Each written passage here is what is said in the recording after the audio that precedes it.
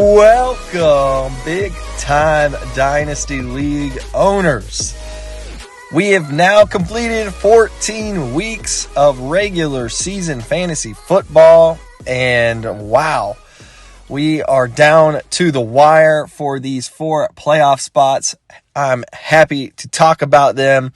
And also just want to express gratitude to everyone in this league for making both the chat and the messenger group and the squads and just the camaraderie of the league being what it is. Wouldn't be that way if it wasn't for you guys. So love this league, love what this has come out to be, and we have exciting things even for those who are not going to be in the playoffs, and I'm excited to talk about that as well.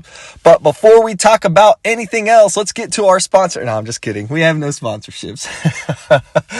Let's talk about the power rankings, shall we?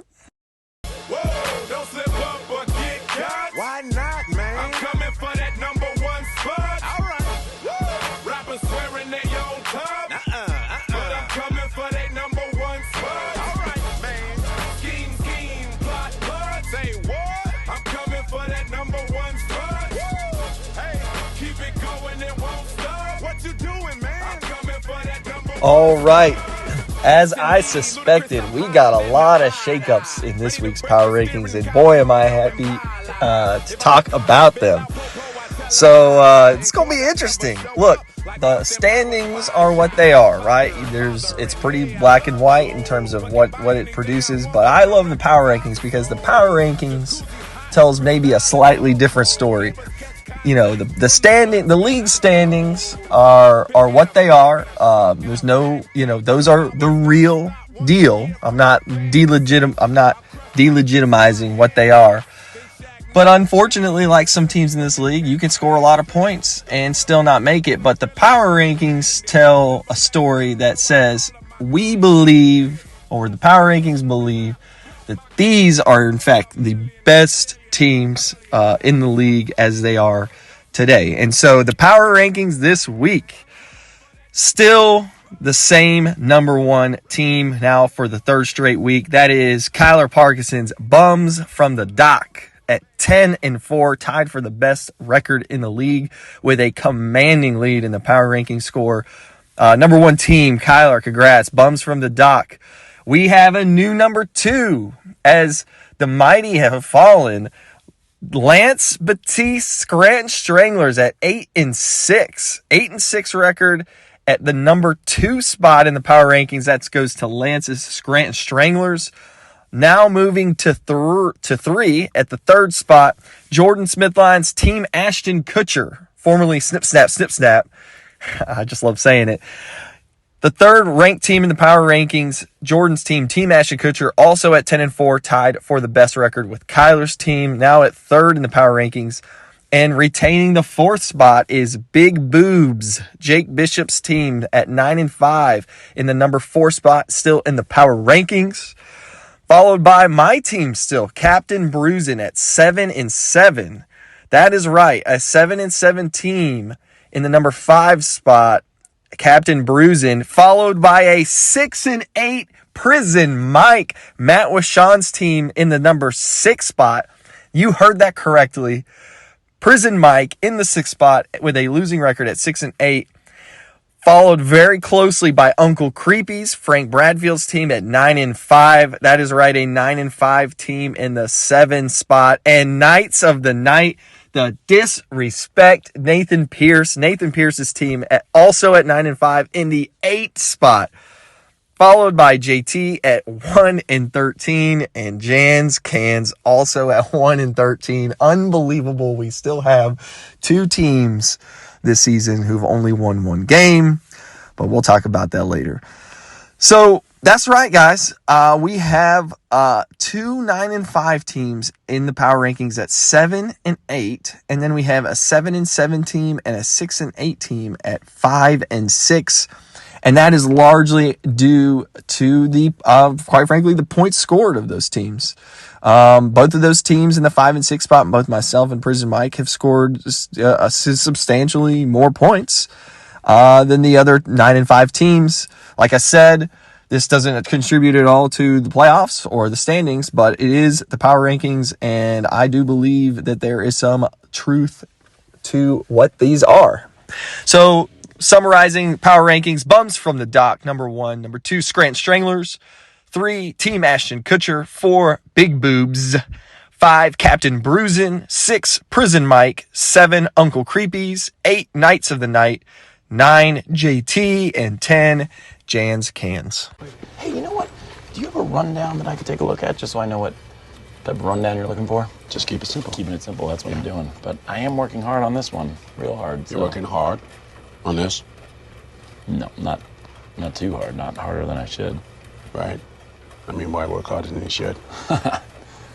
No, On to the Thursday night matchup, and boy, in a shocking turn of events, this ended up being the highest scoring matchup of the week. Prison Mike at 5 and 8 taking on the 1 and 12 team JT, and it was a slugfest. Prison Mike making a legitimate run for the side pot, finishes 10 points shy, but with a decisive 185 to 168 win over JT. JT, the hard luck loser. Prison Mike gets really, really strong performances from the majority of his team. Josh Allen finally Prison Mike welcomes Josh Allen back to a strong fantasy performance. 36 points on the day. Saquon Barkley, 18.5. Hunter Renfrow in what is probably the biggest fantasy surprise of the season with 27.7 points. Mike Evans tacks on another 21. Jamar Chase with a big game with 25. And Odell Beckham Jr. puts up a 20-point game. Welcome back to fantasy relevance. That gives Prison Mike 185. JT on the other side starts Taysom Hill in the quarterback spot, gets 26 from Taysom Hill. Starts Rashad Penny and picks up a 28-point performance. Got to be Rashad Penny's best game of his career. Brandon Ayuk with 18. Van Jefferson with 16. Mark Andrews with 28.5. Jarvis Landry with 15. And Kyle Pitts with another 11. And his kicker, Pitts, on 14 points. It's 168. It is a lot of points, but unfortunately not quite enough to overtake Prison Mike. JT moves to 1 and 13. Prison Mike moves to 6 and 8. And we move on to the 1 p.m. game in our league. Scranton Stranglers at the number 3 spot in the power rankings at 7 and 6 takes on Jan's Cans, obviously the 1 and 12 number 10 team in the league, and it was another absolute beatdown as Jan's Cans score almost gets doubled again this week by his opponent. 166 to 86 in just an enormous blowout. Scranton Stranglers rebounds back from the game last week. Aaron Rodgers scores almost 30 points for Lance's Scranton Stranglers. Najee Harris with 25. Clyde Edwards-Helaire with 19. Chase Claypool with 17.5. T. Higgins with 16. And Chris Godwin with 20.5. And his kicker, Greg Zuerlein, the week of the kicker, with 13 points. If we have to talk about Jan's Cans, we will do so. Patrick Mahomes with 20, Alvin Kamara with a big game in 24.5, and KJ Osborne of the University of Miami Hurricanes with 19.3 points. And that, folks, are the only three players on his team who score double digits. There were 6 players, count them, 6, over 50% of Nate's team, Jan's Cans, who scored 5 points or less. That is clearly not going to get it done. 166 to 86. Jan's Cans moves to 1 and 13, and Lance, with the much needed win, moves to 8 and 6. And we're on to the 4 p.m. matchup as the number 1 team, Bums from the Dock, at 9 and 4, plays the number 2 team in the rankings, Team Ashton Kutcher, at 10 and 3, and that was another massive blowout. Bums from the Dock getting a huge win with a statement-like win over Team Ashton Kutcher, Jordan's team, 172 to 99. Kyler's team gets big performances from Tom Brady, who goes off with 33 points in the overtime win over the Bills. And then Justin Jefferson doing his thing with 20.5 points. Tyreek Hill with 11. Devontae Adams and Cooper Kupp go off with 34 points and 32 points respectively. And like I said, the week of the kicker, Justin Tucker with 15 points. That gives Kyler 172 points. Over on Jordan's side, he does not quite even break 100. Devontae Freeman scores 12. Marvin Jones scores 13. And Mike Williams scores 12, along with David Montgomery with 14. And his kicker also putting up double digits, Evan McPherson with 11 points. Jordan now slides all the way to 10-4. And Kyler moves up to 10-4 as they are tied for the best records in the Big Time Dynasty League. And we're on to the Sunday night football matchup. And this matchup delivered all the expectations that the network and our fans and our league owners thought it could, as the number 16 Knights of the Night at 8-5 play the number 14 Big Boobs at 9-4. And we had a super close matchup and definitely the matchup of the week. Knights of the Night squeaks out a 2-point-something point victory, not even quite 3 points more than Jake's Big Boobs, 135.92 to 133.68. He needed Kyler Murray to have a good game, and he had just a good enough game to get him over the edge. Kyler Murray with 19.42 points on the Monday night matchup. Cordero Patterson with 13.9. Amari Cooper with 16. Tyler Lockett had a huge game, 29 points. Rob Gronkowski with 11. And Aaron Jones with a much-needed big game, recently acquired for Nathan Pierce's Knights of the Night, with 21.5 points. Over on Jake's team, Lamar Jackson has 4 passes completed for 17 yards and then goes out with an injury, giving him only 1.18 points. Regular season / playoff Lenny just balling out again with 25 points on the day. Stephon Diggs with 14. DeAndre Hopkins with 10. Cole Beasley with 15. And George Kittle going off for 13 catches and 151 yards and a TD. 34 points on the day. Darrell Williams putting up almost 13 points. And Austin Eckler, again, steady Eddie Eckler with 16 points. His big $250 acquisition on the free agent kicker, Daniel Carlson, gives him 1 point. Jake moves to 9-5. Nathan gets the much-needed win, and he also moves to 9-5. And we're on to the last matchup of the week, the Monday Night Football matchup between myself, Captain Bruisin at 7-6, taking on Uncle Creepies at 8-5. Both teams needing a win in a big way, and Frank gets it, putting up a 145 to 119 victory over myself in a very, very disappointing loss.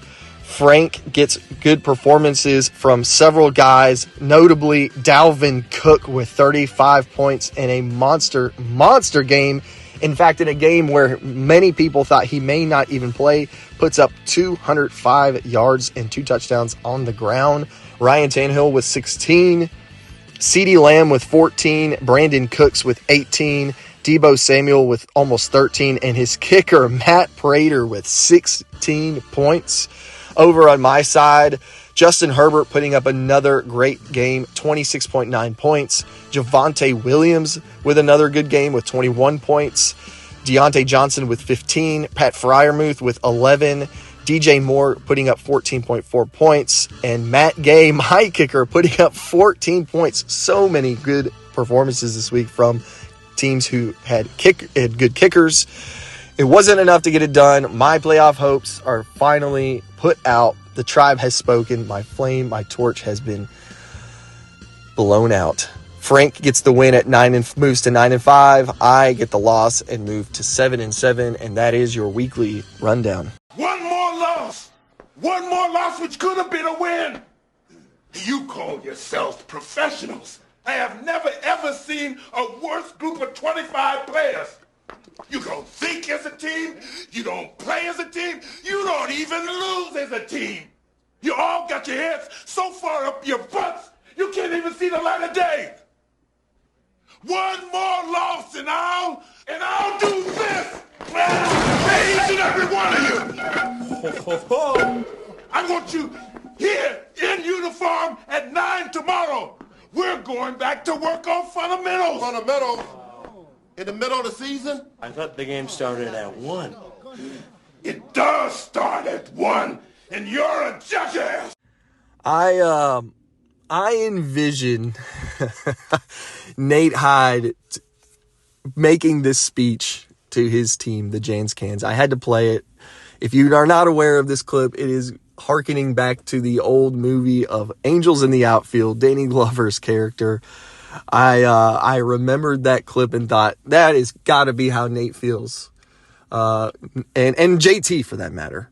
JT for that matter at 1-13. Nate and Jan's Cans and Jonathan Turner's JT, both at 1-13. And I got to believe that's the speech going on right now as we near the end of the regular season. But come on, guys. Got to pick up a win. You got one more week to do so. Can one of these teams finish the year with 2 wins? We will find out. We'll find that out. But let's go to the standings, because while the power rankings are nice, and I believe they tell a story of who truly is maybe better than another team, all that matters in terms of wins and losses and the trophy, the title, are the standings. And so here we are, week 14, heading into the last week of the season, of the regular season, week 15. We have Bums from the Dock and Team Ashton Kutcher, both tied at 10-4 at the top. And then we have 3 teams at 9-5. We have Jake's Big Boobs at number 3, Team Uncle Creepies at 9-5, Frank's team at number 4, and then Nathan Pierce's Knights of the Night also at 9-5. And then Lance, do not count Lance out. He is at 8-6, but he also has the most points scored after Kyler. So that is why he is still very much in the running. Myself, Prison Mike, JT, and James Cans are now officially eliminated. And so with that said, if the playoffs were to start today, Kyler, Jordan, Jake, and Frank would be in. Nathan and Lance would be out. But guess what? It doesn't end today. We have one more week, and it is a big one, as Nathan Pierce plays my team, Captain Bruisin', and Lance plays Frank's team, Team Uncle Creepies and Scrant Stranglers, in what will absolutely be the game of the week, in a win and get in situation happening between Lance and Frank, and it is going to be exciting. Jake, it appears, is all secured in his spot, as all he needs to do is beat Jan's Cans this coming week. What a break for Jake's Big Boobs.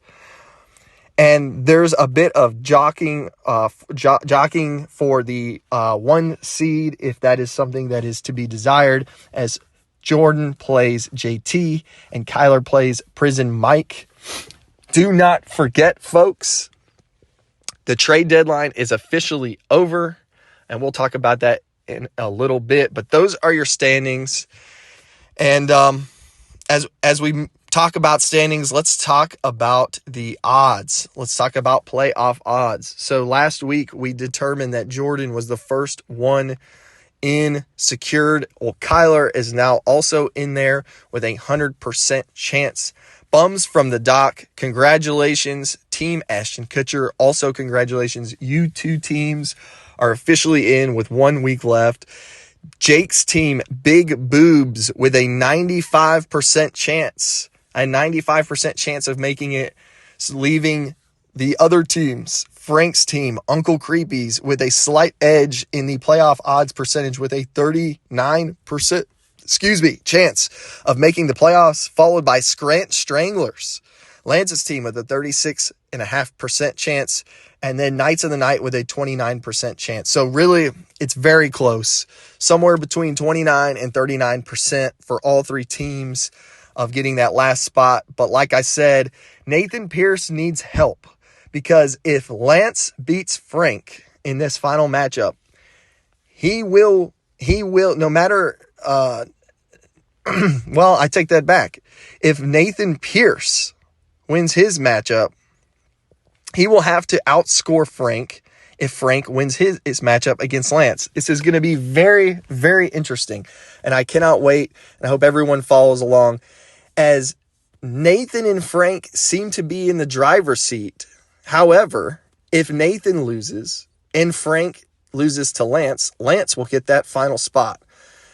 If Nathan wins, but he doesn't score enough points to overtake Frank, Frank will get in the playoff if he wins. So really, it's actually Frank needing the win and scoring more than 23 points more than Nathan Pierce. So there's a lot of moving parts here because there's so many teams that are so close to each other in the record books. So really watch out for Frank, Team Uncle Creepy's, Nathan Pierce's Knights of the Night, and Lance's Scranton Stranglers.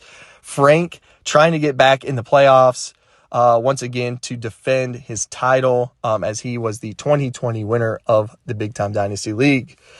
And let's move now to the Ruin the Program Award.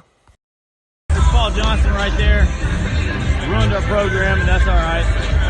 He's still here. All right. I believe this is maybe the easiest decision of the entire year for the Ruin the Program Award winner.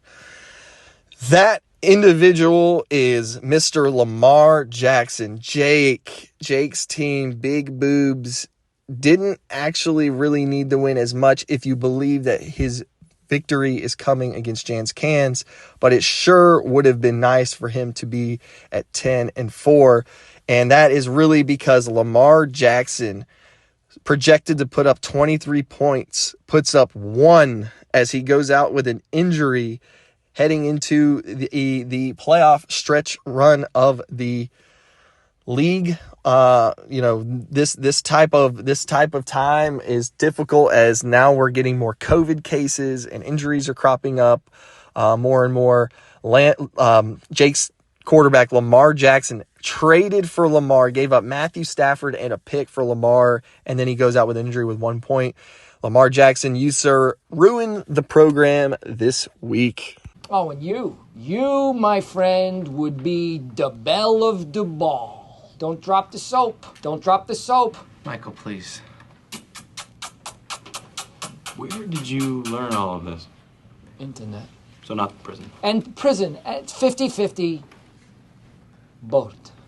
Look, prison stinks, is what I'm saying. It's not like you can go home and recharge your batteries and come back in the morning and be with your friends having fun in the office. What'd you do, Prison Mike? I stole. And I robbed. And I kidnapped the president's son and held him for ransom. That is quite the rap sheet, Prison Mike. And I never got caught, neither. Well, you were in prison, but... Prison Mike, what was the food like in prison? Gruel. Sandwiches. Gruel omelets. Nothing but gruel. Plus, you can eat your own hair. Wow. Prison sounds horrible. Yeah.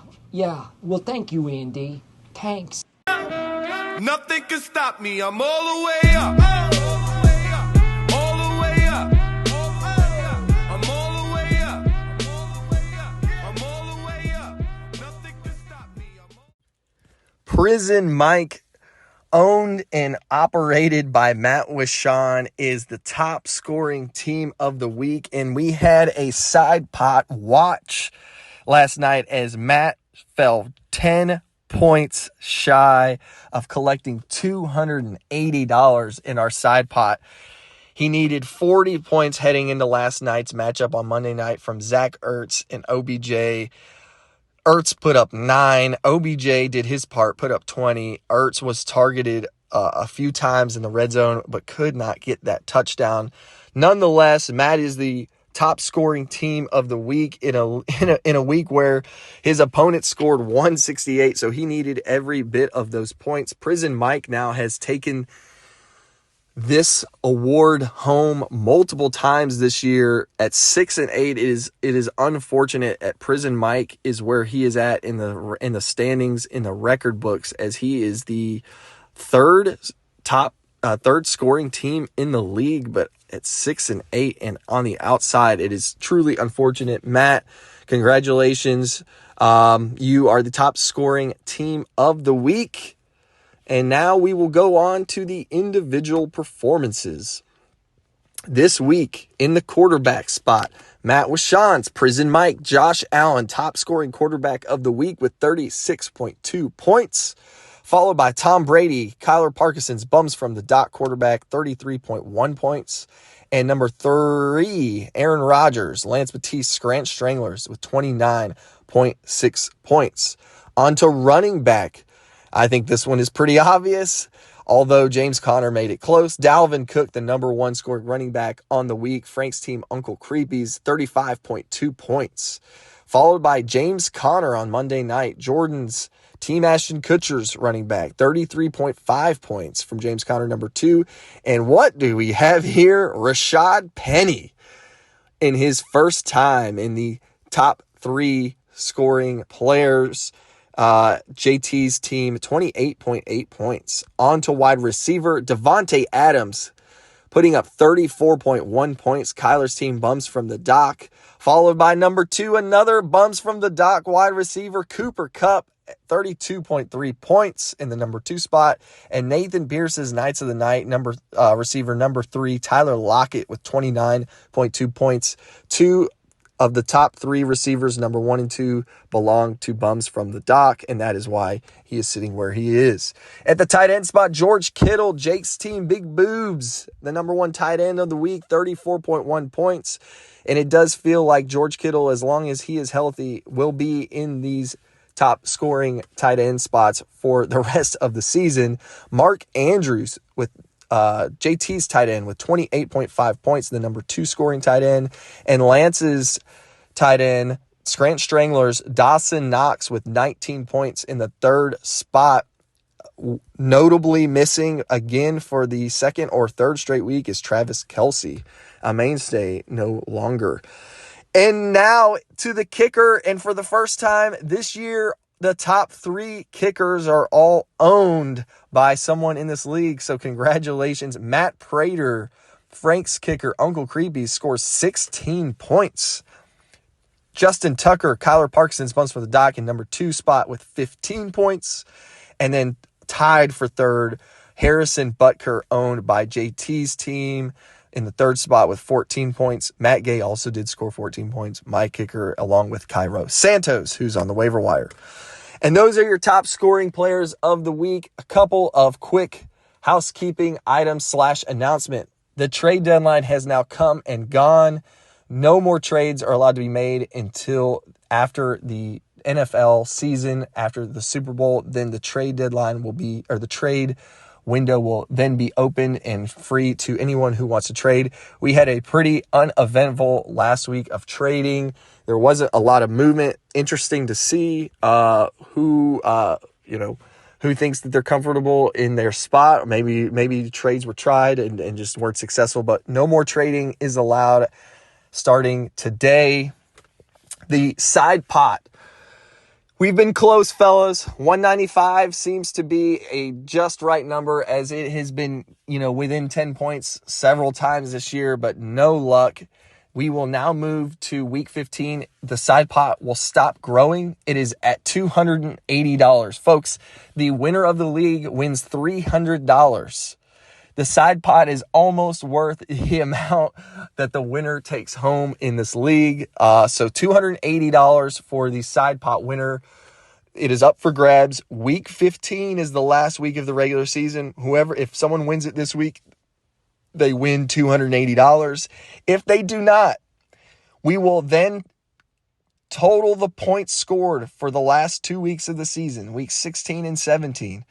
Whatever team has the most total points between week 16 and 17 will take home the ultimate side pot prize of $280. And if that winner chooses to contribute to the league trophy, I will ask for $100 of the $280 to go towards the league trophy. And that obviously is a one-time thing. We won't need that anymore after that, as I am ordering our league trophy Again, thank you so much, guys, for all the participation, all the camaraderie, the chatter, the trash talk. I love it. Keep it up. Last week of the season, we still have 6 teams vying for 4 spots. 2 teams will be left out after this week, and we have some big matchups. So good luck to everybody, and have a great week 15. I'll see you guys later. Bye-bye. Where'd you get that platinum chain with them diamonds in it? Where'd you get that matching Benz with them windows tinted? Who them girls you be with when you be riding through? Man, I ain't got nothing to prove. I paid my dues, breaking the rules and shake fools while I'm taking the cruise. Tell me who's your... What do you think having a 37-year-old? We're on to Cincinnati. It's nothing about the past, nothing about the future. Right now we're preparing for Cincinnati.